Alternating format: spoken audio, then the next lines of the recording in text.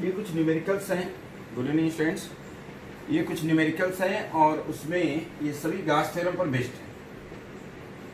पहला क्वेश्चन ये है थिन, हालांकि ये गास थ्योरम पर नहीं है, आगे के क्वेश्चंस गास थ्योरम पर है, ये तो प्योर इलेक्ट्रिक फील्ड पर है। A thin semi circular ring of radius r has a positive charge q distributed uniformly over it the field E at O। ये ऑप्शंस दिए हुए हैं और इसमें रो स्क्वायर लिखा है, लेकिन ये गलत होगा, ये पाई स्क्वायर होगा, रो का कोई मतलब नहीं। तो अगर हम इसको सॉल्व करें तो आप यूं समझो कि ये सेमी सर्कुलर रिंग है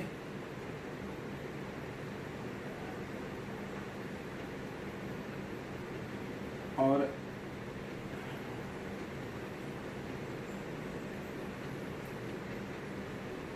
चार्ज स्मॉल q इस पर यूनिफॉर्मली डिस्ट्रीब्यूटेड है, ये थिन है, इसकी जो थिकनेस है वो निगलेक्ट की जाएगी। ये सेंटर O है, यहाँ पर हमें इलेक्ट्रिक फील्ड चाहिए। ऐसा क्वेश्चन में से स्पर्श तुमने पूछा है, लेकिन ये न्यूमेरिकल हम करवा चुके थे, शायद एक या दो बार क्लास में कराए। यहाँ पर ये DL सेगमेंट आप ले लीजिए और इस DL सेगमेंट से को मान लीजिए कि कितने एंगल पर है, थीटा एंगल पर। ये इतना स्मॉल है कि ये बिल्कुल पॉइंट चार्ज हो जाएगा और ये एंगल क्या है, डी थीटा है। सबसे ही पहले फॉर्मूला लगा ले, आगे जरूरत पड़ेगी। Angle is equal to arc upon radius, तो एंगल है डी थीटा, आर्क है डी एल अपॉन क्या, आर स्क्वायर। तो डी एल जो होगा, सॉरी आर होगा, रेडियस होता है, आर डी थीटा, एक तो ये रिलेशन है। दूसरी चीज, total charge on pi r length, ये क्यू दिया हुआ है, तो चार्ज ऑन यूनिट लेंथ जो होगा वो क्यू अपॉन पाई आर होगा। तो charge on d l length ये जो होगा Q upon pi r into d l होगा। तो ये जो DQ चार्ज यहाँ हम एज्यूम कर रहे हैं, जो DQ चार्ज DL लेंथ पर एज्यूम कर रहे हैं, तो this DQ will be given by DQ is equal to Q upon pi r into DL। DL की वैल्यू भी डाल दें क्या, R इंटू क्या, D थीटा। तो इससे charge, small charge on it will be nothing but Q upon pi into d theta. इस चीज का आगे हम यूज करेंगे। चूंकि सेमी सर्कुलर ये जो रिंग है यूनिफॉर्मली चार्ज डिस्ट्रीब्यूटेड है, सिमेट्री है, तो इस DL के सिमेट्रिकल हम यहां पर मानेंगे। अगेन DL, इस पर भी चार्ज क्या होगा, DQ, और चूंकि ये पॉइंट चार्ज है तो इससे इलेक्ट्रिक फील्ड DE1 होगी और यहां से जो इलेक्ट्रिक फील्ड होगी वो DE2 होगी। आप देख सकते हैं कि DQ सेम है और ये रेडियस सेमी सर्कुलर रिंग की यहां पर भी अगर R है, R दिया हुआ है, तो यहां पर भी R ही रहेगा। तो आप ये समझ सकते हैं यहां पर भी अगर माने तो ये जैसे यहां डी थीटा था तो यहां भी डी थीटा होगा। ये सिमेट्री से ये एंगल भी थीटा ही होगा। तो आप ये देख सकते हैं ये एंगल थीटा है तो ये थीटा वर्टिकली अपोजिट, और ये थीटा है तो ये थीटा। अब इस DE1 का ये कंपोनेंट हो जाएगा DE1 साइन थीटा और इधर क्या आ जाएगा, DE1 कॉस थीटा। ऐसे ही DE2 का कंपोनेंट यहां होगा DE2 कॉस थीटा और यहां पर इस तरफ कंपोनेंट जो आएगा वो आएगा क्या, DE2 साइन। हम चाहते तो इसका कोई मतलब नहीं था, ना दिखाते, लेकिन ये दिखाने के लिए कि ये हॉरिजॉन्टल कंपोनेंट जो होगा, चूंकि DE1 और DE2 बराबर होंगे, सिंस DE1 और DE2, DE1 is equal to क्या, DE2, और ये क्या होगा 1/4 pi epsilon not DQ upon क्या होगा, R स्क्वायर। तो दोनों से ही DE1 और DE2 बराबर हैं, तो ये हॉरिजॉन्टल कंपोनेंट कैंसिल हो जाएंगे और यहां पर भी हम एक ही कंपोनेंट लेंगे, क्या? Electric field due to the component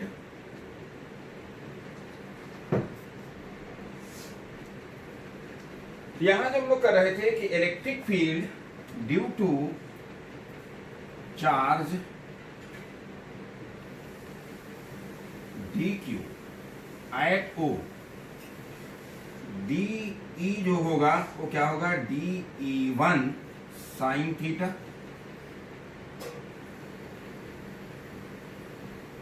और अगर यहां d1 की वैल्यू लें तो 1/4πε0 dq बाई क्या? r square. What is sine theta? Sine theta यहां रहने दिया जाएगा, dE। तो dE विल बी 1/4πε0 dq की वैल्यू सब्स्टिट्यूट करेंगे क्या? q अपान पाई d थीटा। ये वैल्यू हमने dq की सब्स्टिट्यूट कर दिया, और साइन थीटा। याद रखिएगा थीटा की लिमिट कहां से कहां तक होंगी? ये जो हम कंपोनेंट dE2 नहीं ले रहे हैं वो इंक्लूड हो जाए, dE1 cos theta dE2 cos theta cancel हो जाएगा, लेकिन जो हम यहाँ dE2 sin थीटा नहीं ले रहे हैं, जब हम इंटीग्रेट करेंगे तो टोटल आ जाएगा। और लिमिट लेंगे थीटा, यहाँ पर क्या वैल्यू होगी लिमिट की? 0, और यहाँ पर जब ये आ जाएगा तो क्या हो जाएगा? पाई। तो लिमिट्स लेंगे 0 to pi,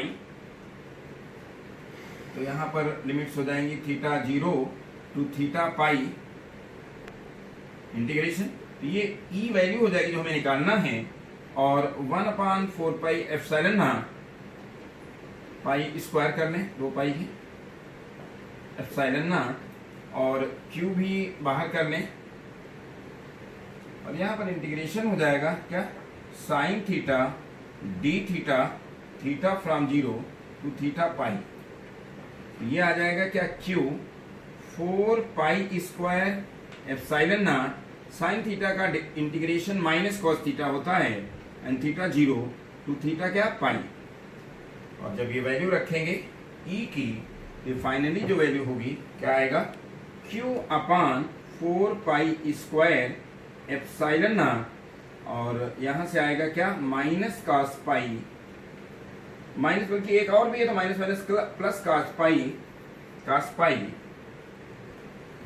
minus cos pi, और माइनस माइनस प्लस कॉस 0, और कॉस पाई आप जानते हैं क्या होगा? -1, तो माइनस माइनस वहां प्लस हो जाएगा, तो 2 आ जाएगा यहाँ पे, तो 2 कट जाएगा, तो 1/2 pi square ε0 into Q by R square. यहाँ पर आर स्क्वायर छूट गया था, यहाँ पर भी आर स्क्वायर छूट गया है, तो यहाँ पर भी आर स्क्वायर छूटा हुआ है, कांस्टेंट है बाहर आर स्क्वायर, ये वैल्यू होगी। तो ये अब आप ऑप्शन देख लीजिए, तो इसमें ये वैल्यू तो 4 है, यहाँ पर 4 है, हो सकता है ये 2 पाई रहा हो, तो लेकिन ये जो करेक्ट ऑप्शन है ये सी है। याद रखिएगा चूंकि ये वाई एक्सिस के एलान है, अगर अपवर्ड ये प्लस वाई मान लें तो नीचे माइनस वाई होगा, अपवर्ड होगा प्लस जे तो नीचे होगा माइनस जे, इसलिए सी ऑप्शन इसका सही आ जाएगा।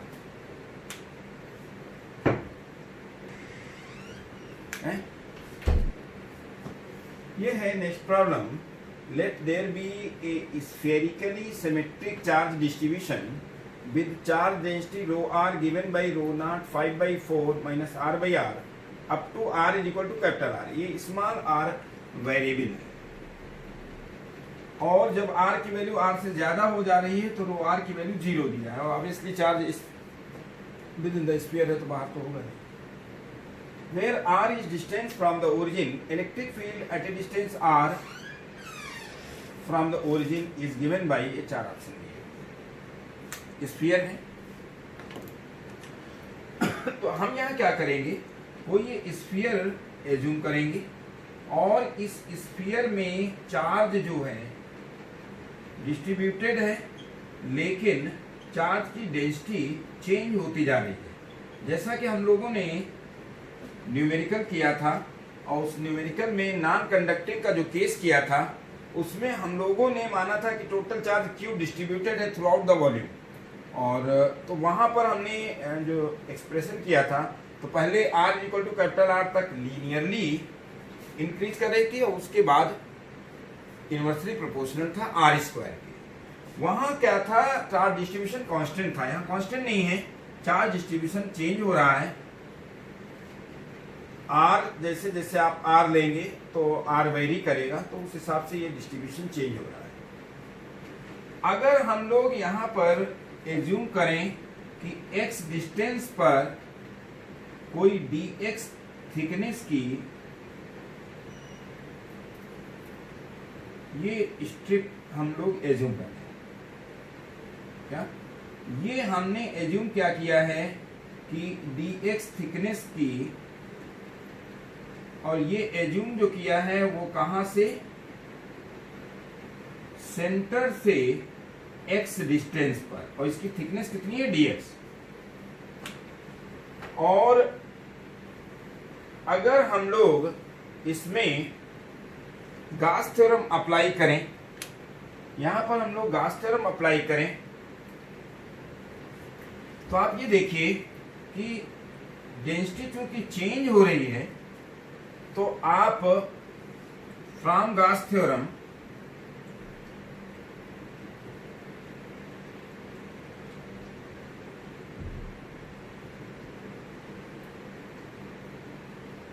क्या होगा, from Gauss theorem E scalar plus ds close integration surface integral of electric field, and this is nothing but क्या, total charge enclose upon epsilon naught. हम एक्चुअली जो गास थ्योरम एज्यूम करेंगे, ये तो वेरिएबल है, हम गास थ्योरम जो एज्यूम कर रहे हैं वो कोई पॉइंट P है, और ये डिस्टेंस हम लोग ले रहे हैं R, ये डिस्टेंस ले रहे हैं R। तो ये जो गास थ्योरम हम एज्यूम कर रहे हैं, R रेडियस का स्फेरिकल स्फीयर एज्यूम कर रहे हैं, तो यहाँ पर आप अगर एलिमेंट्री एरिया लें, यहाँ पर एलिमेंट्री एरिया लें तो अवे रेडियली आउटवर्ड, और एलिमेंट्री एरिया वेक्टर भी अवे और इलेक्ट्रिक फील्ड भी अवे।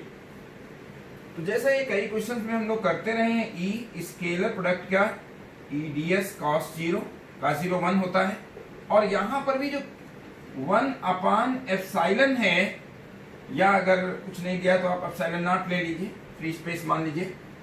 इसमें जो Q चेंज होगा, तो Q जो है हम लोग अगर चार्ज माने, charge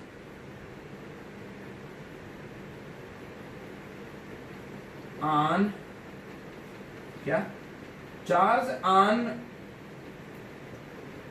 spherical shell of radius x and thickness dx, क्या, charge on spherical shell of radius x and thickness ds, तो आप जानते हैं क्या होगा, रो इंटू dv हो जाएगा। क्या होगा, रो, यहां पे किया जाए, यहां लिख करके आगे करेंगे। तो ये जो चार्ज होगा, चार्ज इनक्लोज्ड Q जो होगा, वो क्या होगा, रो इंटू dv, और इसे इंटीग्रेट किया जाएगा। कैसे, क्योंकि डेंसिटी बदल रही है, डेंसिटी वेरिएबल है, तो इसमें हम लोग इंटीग्रेशन क्या, x is equal to 0 to x is equal to r कर दें, और रो का फार्मूला लिखें, rho naught within bracket 5/4 minus x by capital R। हमने r को यहाँ x लिखा है क्योंकि ये x वेरिएबल होगा, दिस इंटू क्या, dv, दिस इंटू क्या होगा, dv, और इसे अब हम यहां लिखेंगे आके, क्या, चार्ज जो है Q, बल्कि हम क्यों ना यहीं पर लिख दें, Q को जो हमने ले ही लिया है, तो रो की वैल्यू ये इंटीग्रेट कर रहे हैं, रो नॉट क्या, 5/4 माइनस x बाई R, और याद रखिएगा dv क्या होगा, 4 pi X square into D X. ये जो वॉल्यूम होगा इसका, जो dx थिकनेस की स्फेरिकल सेल है, उसका जो वॉल्यूम होगा वो उसका surface area multiplied by dx।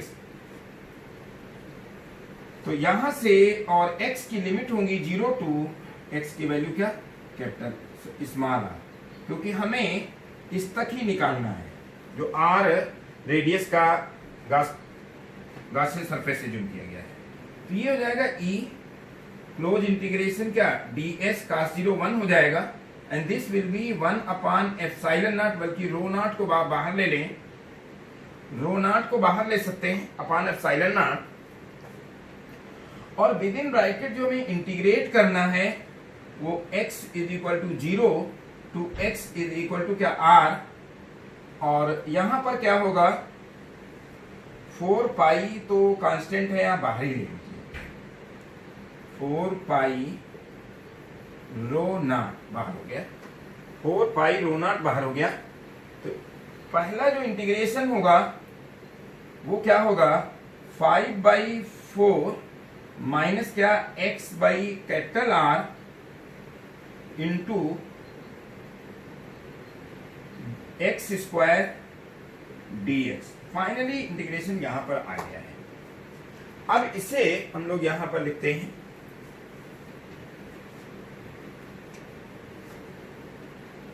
यहां पर किया जाएगा, क्या हो जाएगा integration e into S, integration ds हो गया, और ds ये जो है याद रखिएगा, ये वेरिएबल हमने माना था dx थिकनेस की कोई स्फेरिकल सेल, और जिसको चार्ज के लिए हमने निकाला था क्योंकि सरफेस चार्ज डेंसिटी चेंज हो रही है, और ये जो गासियन सरफेस है वो स्मॉल r रेडियस है, तो ये surface area 4 pi r square होगा, and this will be nothing but 4 pi rho naught upon epsilon naught, और ये हो जाएगा क्या दो पार्ट में होगा कि 5/4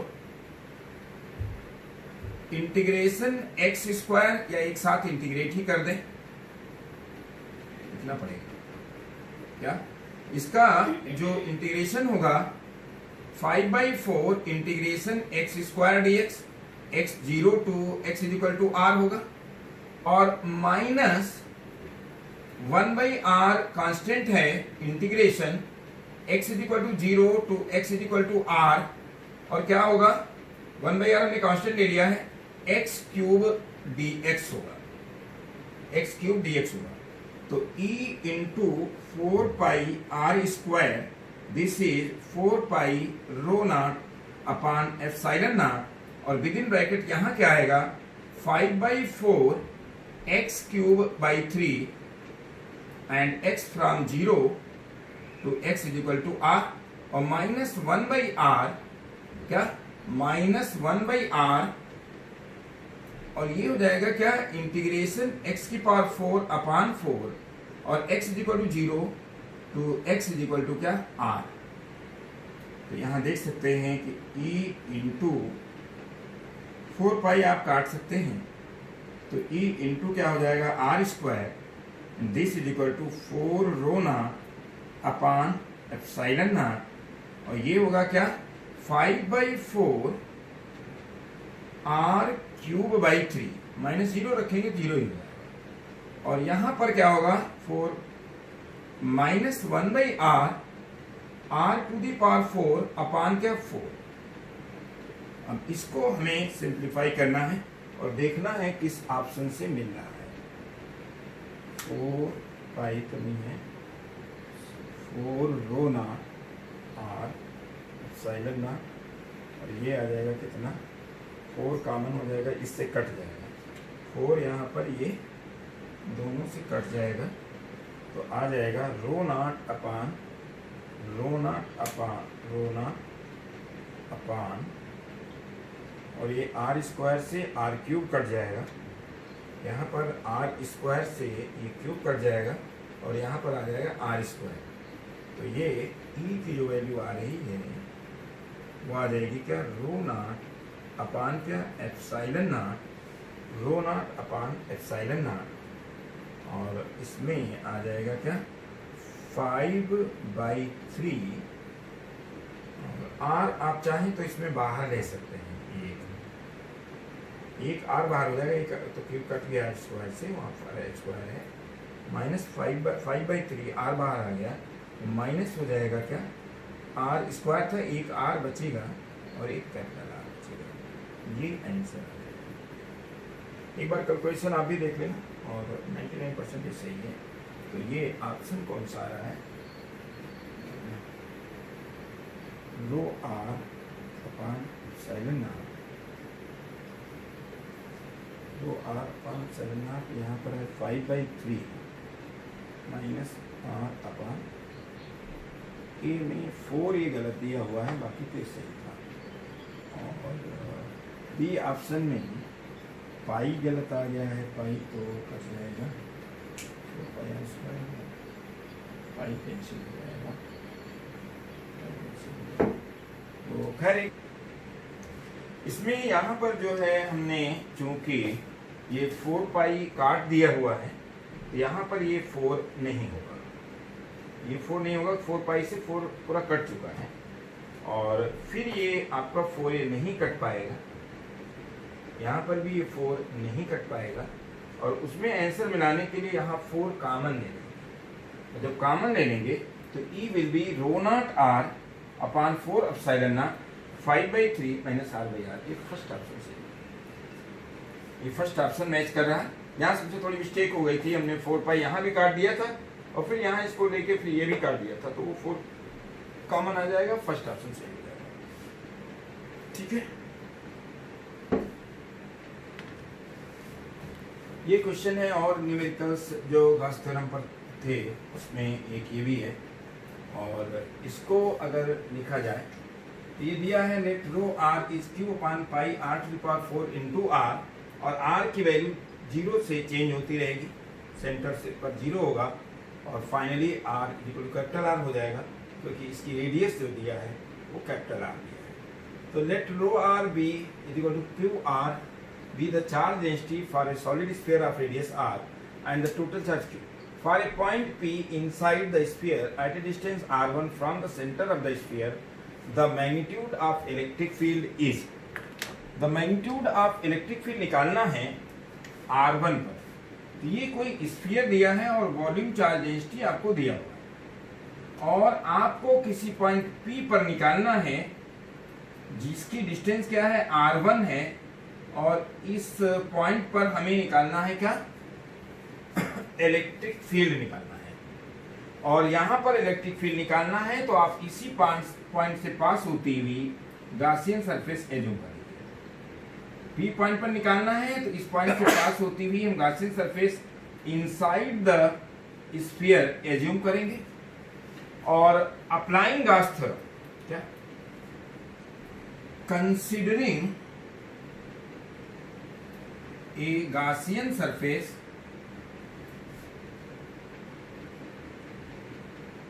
spherical Gaussian concentric spherical Gaussian surface, considering a Gaussian concentric spherical Gaussian surface passing through P, passing through P from, या applying Gauss theorem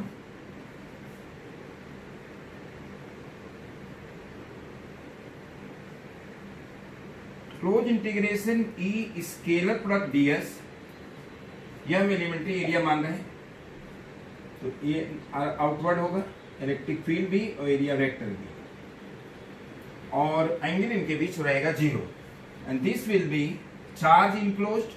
तो चार्ज यहाँ Q अपॉन एप्सिलॉन आएगा, तो 1 अपॉन एप्सिलॉन नॉट इंटीग्रेशन क्या, density multiplied by volume, तो रो are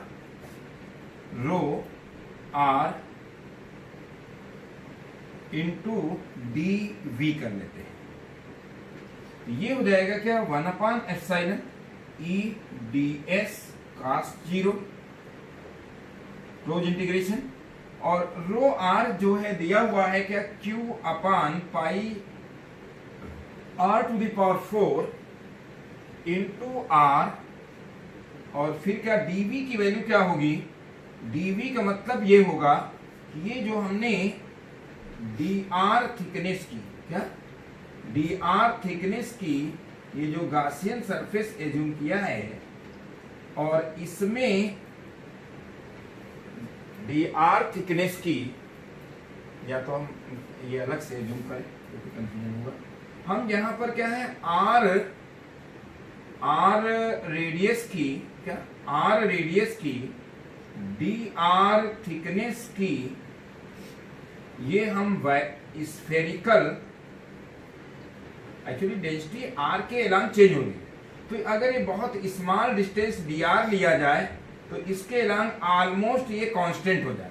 ध्यान रखिएगा Gaussian surface अलग है जो कि P पॉइंट से पास हो रही है, वहां पर सेंटर से डिस्टेंस r1 है, और ये मैंने r डिस्टेंस पर dr थिकनेस की, ये dr थिकनेस, ये है dr थिकनेस की स्फेरिकल सेल एज्यूम किया है, तो वो क्या होगा, रो r दिया हुआ है और dv इसका क्या होगा 4 पाई r² इंटू dr, ये वॉल्यूम होगा, dv ये हमने वॉल्यूम लिया हुआ है। तो आप यहाँ ये देखिए E बाहर आ जाएगा, इंटीग्रेशन सरफेस इंटीग्रल ds हो जाएगा 1 अपान ये एप्सिलॉन नॉट दिया है तो एप्सिलॉन नॉट ही ले लो फ्री स्पेस, और Q बाहर हो जाएगा, कांस्टेंट है, पाई r⁴ पाई तो कट जाएगा एक, ये पाई कैंसिल हो जाएगा, और अपान हो जाएगा क्या r⁴ अपान हो जाएगा r⁴, Q बाहर ले लिया, integration r³ dr and r from 0 to r is equal to क्या r1, ये आ जाएगा, ये हो जाएगा integration s and this is equal to Q upon epsilon naught r⁴, और ये हो जाएगा r⁴ upon 4 and limits from r is equal to 0 to r is equal to r1। यहां भी ये सरफेस जो है वो आपने जो इस गासियन सरफेस एज्यूम की है उसकी सरफेस है, तो यहां पर ये E इंटू 4 पाई r1² होगा, and this will B Q upon epsilon naught r⁴, और ये होगा क्या r1⁴ अपान क्या 4, 0 रखेंगे तो 0 ही आ जाएगा, -0 रख देंगे बाई 4, तो ये E की वैल्यू अब अगर आप निकालेंगे तो क्या होगा, Q अपान 4 pi epsilon naught r⁴ r1² और इंटू r1⁴ अपान 4। तो यहाँ ये देखना है कि कौन सा, सॉरी इसमें 4, तो यहाँ पर एक 4 रह गया है, ये 4 रह गया था, तो आप यहाँ पर 4 रख लीजिए, और फिर यहाँ पर भी 4 रखे रहिए, और फिर यहाँ पर भी 4 आएगा, तो चाहे इसको यहाँ पर काट लीजिए, वहाँ पर काट दीजिए, खत्म, ये 4 नहीं होगा, सिर्फ r1⁴ बचेगा, और यहाँ पर भी 4 नहीं होगा क्योंकि हम वहाँ उसको कैंसिल कर चुके हैं, -0 होगा, और ये जब 4 आएगा तो यहाँ देखिए कि r1², ये r1² बचेगा, तो E will B Q upon 4 pi epsilon naught r⁴ और r1²। अब हमें देखना है कौन सा ऑप्शन है, तो ऑप्शन आपका आएगा Q r1² 4 pi epsilon naught r⁴। एक बार आप भी चेक कर लेना, लेकिन मेरे ख्याल से बी ऑप्शन सही है। Q, तो इसमें जो है आप देखें कि इलेक्ट्रिक फील्ड इंटेंसिटी जो आ रही है Q r1² अपान 4 पाई एप्सिलॉन नॉट r⁴, और ये आपका है ऑप्शन नंबर बी, यही सही है। और उसके बाद एक न्यूमेरिकल और कराएंगे इस लेक्चर में, और वो बेस्ड है electric potential due to a solid non conducting sphere. क्योंकि कंडक्टिंग का तो केस ही अलग होगा, हम लोगों ने ऑलरेडी कर भी रखा है।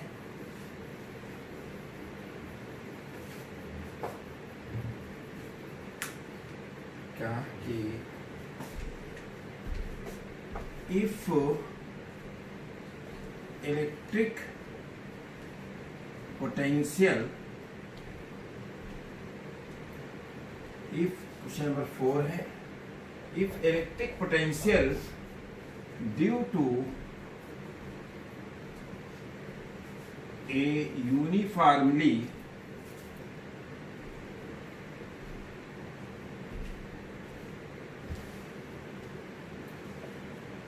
charged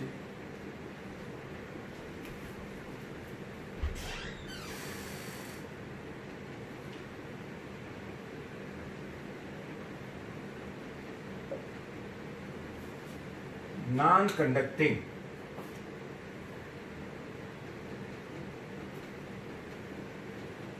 क्या, if electric potential due to a uniformly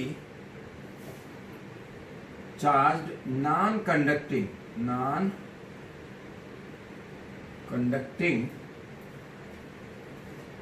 solid sphere corresponding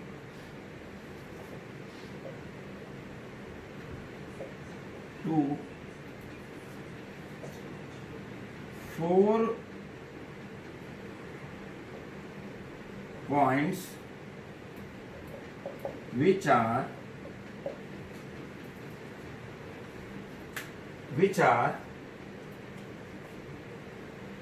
at distances R1, R2, R3 and R4 from the center of sphere are क्या, if electric potential due to uniformly charged non-conducting solid sphere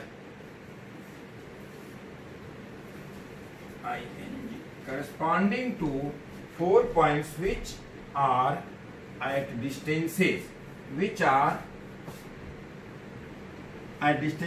R2, R3 from the center of the sphere are 3 by 2 V naught, 5 by 4 V naught, 3 V naught by 4 and V naught by 4 respectively.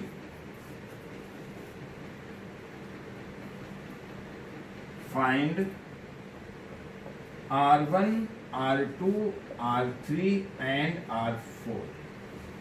इसमें इस पर हमने थोड़ा सा question को change कर लिया है अपने हिसाब से, ऑप्शन ना लिखना पड़े, मैं direct R1, R2, R3, R4 value निकाल दूंगा। यहाँ पर अगर कोई स्फीयर दिया हुआ है और सॉलिड नॉन कंडक्टिंग है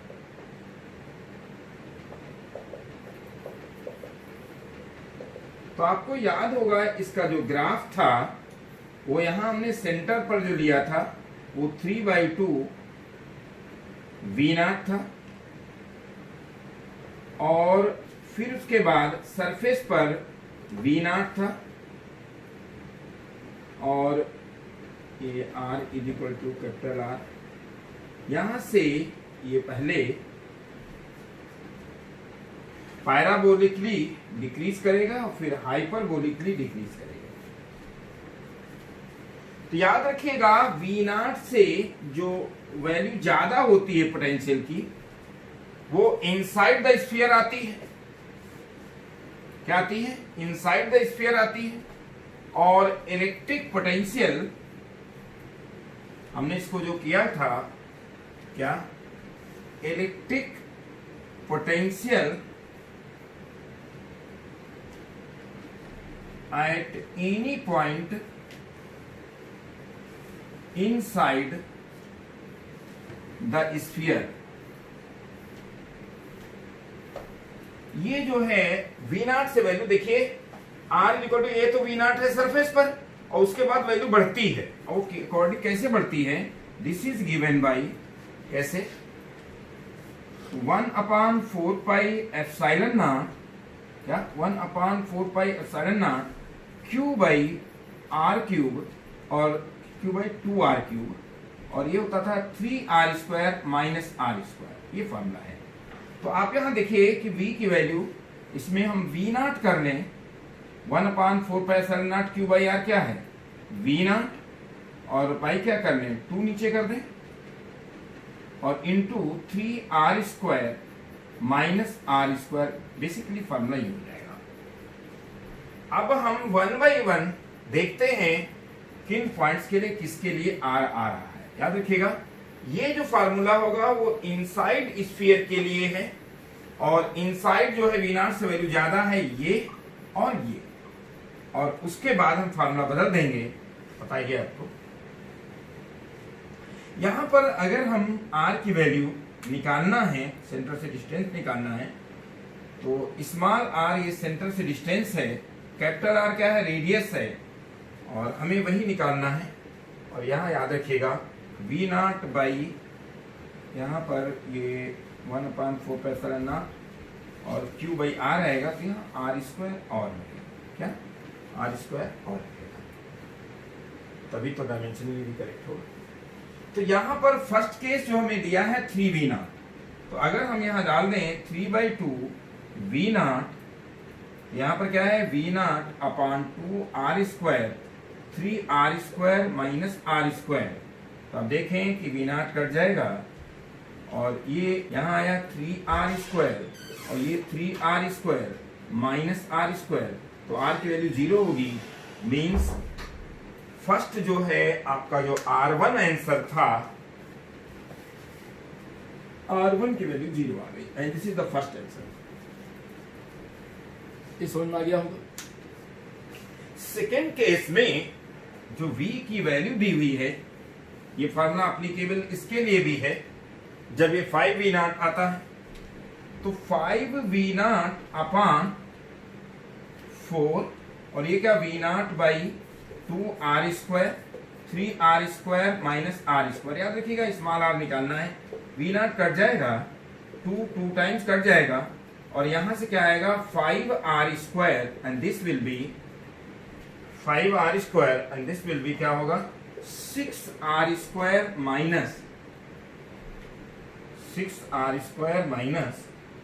2 3 6 -2r²। तो इससे क्या होगा -2r² is nothing but 5r² - 6r², that is r² minus and -2r²। इससे r² होगा r²/2, तो r हो जाएगा r/√2।